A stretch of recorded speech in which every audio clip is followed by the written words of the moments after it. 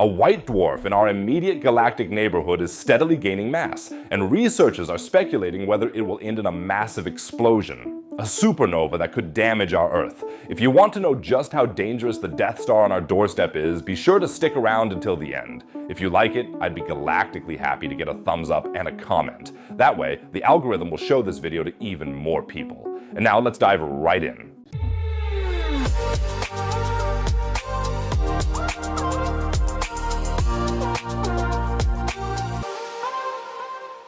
It seems there's a real Death Star in our immediate galactic neighborhood. We'll now find out whether it really poses a threat to us, whether we all need to head off to our last supper, and what this alleged impending mega explosion is all about. We're talking about the white dwarf T Pyxidis, which lies about 10,000 light years from Earth and is a truly special star. A white dwarf is the remnant of a star that has reached the end of its life and can no longer sustain nuclear fusion because all its fuel reserves have been exhausted. Our sun, for example, will also become a white dwarf at the end of its life. First, it will expand so much that, as a red giant, it will swallow up the planets Mercury and Venus, and then it will shrink back into a small white dwarf, leaving behind a beautiful planetary nebula. The highly dense core will then be about the size of Earth and weigh roughly half the mass of the sun. But it will be a long time before that happens. Our sun won't meet this fate for about 5 billion years. I'd just live stream it when the time comes. T Pyxidis is a bit of an oddball in the Milky Way because it triggers what's known as a recurrent nova. A supernova is different from a nova. A supernova is an extremely bright explosion that occurs at the end of the life cycle of stars with at least 8 times the mass of our sun. However, there are different types of supernovae. Type 1a, for example, occurs in binary star systems when a white dwarf accretes matter from a companion star and crosses the so-called Chandrasekhar limit. The Chandrasekhar limit is a theoretical limit on the maximum mass of white dwarfs. This limit was discovered by Supermanian Chandrasekhar in 1931. The limit states that a white dwarf can have a maximum mass of about 1.4 solar masses before it collapses and triggers a supernova. When a white dwarf's mass reaches the Chandrasekhar limit, it leads to a rapid collapse of the white dwarf, followed by a supernova explosion. About 2 or 3 times a century, a massive star in our galaxy explodes. The star's core may survive as a neutron star or a black hole, but the rest of it rushes into space as swiftly expanding debris behind a powerful shockwave. As the supernova remnant grows, it sweeps up interstellar gas and gradually decelerates. Yet even thousands of years later, its imprint on the galaxy remains impressive. Exploding stars and their remnants have long been suspected of producing cosmic rays, some of the fastest matter in the universe. And then there is the Type 2 supernova, which results from the collapse of the core of a massive star. Supernovae are among the brightest events in the universe and can briefly outshine an entire galaxy. At the end of the explosion, nothing remains of the once magnificent star except a beautiful supernova remnant. Or in the case of massive stars, a neutron star or even a stellar black hole. A nova, on the other hand, is a sudden burst of brightness from a star caused by a thermonuclear explosion on its surface. This happens, for example, in binary star systems consisting of a white dwarf and a companion star, where the white dwarf repeatedly steals material from the companion star. It's a bit like a pair of siblings where the older one always steals the pineapple chunks from the younger one's Hawaiian pizza, except that in this case, there wouldn't be an explosion, though that depends on the siblings' temperaments. The white dwarf steals enough matter until the temperature and pressure are high enough to trigger a thermonuclear reaction. Compared to supernova explosions, such reactions are relatively weak and do not have such drastic effects on the star or its surroundings. The star survives this process and can continue to strip away stellar material time and again.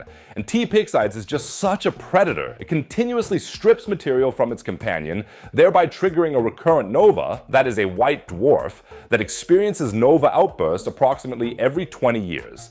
For example, researchers observed such brightness spikes in 1966, 1944, and 1920. The white dwarf should actually have become active again sometime in the 1980s, but it didn't. And that immediately raised the question, why not? It wasn't until 2011 that scientists realized the star might have experienced a new outburst, its first in 40 years. So the white dwarf took its sweet time, which sparked a lot of speculation back then. It was simply almost 20 years late.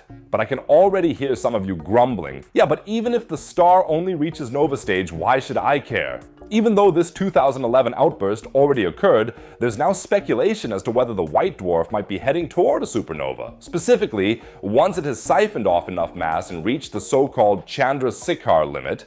Since T Pyxidis causes a recurring nova and has this companion star, it's theoretically possible that it will eventually accumulate the mass needed to trigger a Type 1, a supernova. It's a bit uncertain right now whether and when that will happen, but let's just assume it were to happen tomorrow. A supernova from T Pyxidis would have enormous consequences because this explosion would be far more powerful than a simple nova outburst, and because it could potentially completely destroy the white dwarf and perhaps even affect our planet and its surroundings. Astronomer Edward Sain of Villanova University, for example, claims that a Type 1 supernova could have a massive impact on Earth. But let's imagine that a star very close to us in the Milky Way explodes tomorrow, or rather, that the information and light from it reach us tomorrow. That would be bad, to say the least. Depending on how close this supernova is, the gamma radiation hitting us could be as intense as the combined radiation from 1,000 solar flares. The optimists among us would say, great, then the sky would be full of auroras, but the realists remember that even a single small solar flare could bring technology on Earth to a standstill. In the worst case scenario, the gamma rays would destroy Earth's ozone layer, which would consequently expose our planet to an increased risk of harmful solar radiation. Another consequence of a supernova explosion would be that we'd have, so to speak, a second full moon in the sky. Some moon lovers might be delighted by the sight, but in reality, such an enormous change in brightness in the sky would have disruptive effects on the day-night cycle of all of nature. The decisive factor in such events, however, is distance, and many researchers assume that T Pyxidis is simply not close enough to trigger such catastrophes on Earth. For comparison, consider the radiation from the supernova in the Crab Nebula.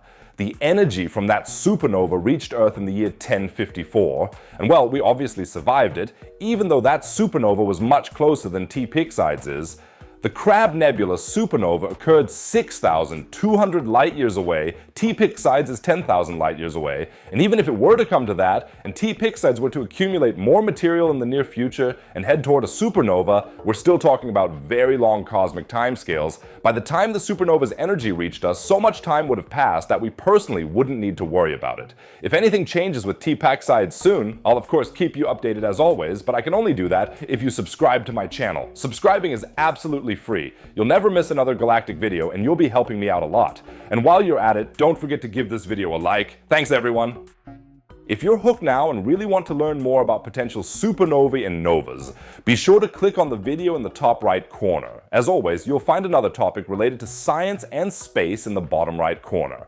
Otherwise, I'd say see you in the next video. Take care everyone.